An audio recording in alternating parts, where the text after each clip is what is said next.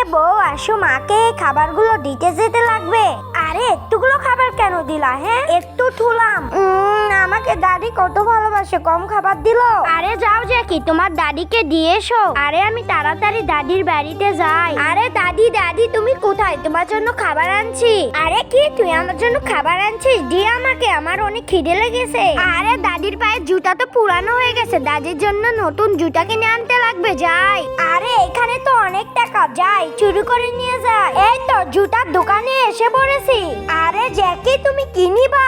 আরে ভাইয়া আমি জুতা নিব। কয় টাকা? আরে জুতার দাম 100 টাকা। আরে আমার কাছে তো কম টাকা আছে, এখন কি করি আইডিয়া? আমি এখন শিশু ঘুরাবো, শিশুগুলো বেসে টাকা নিব 100।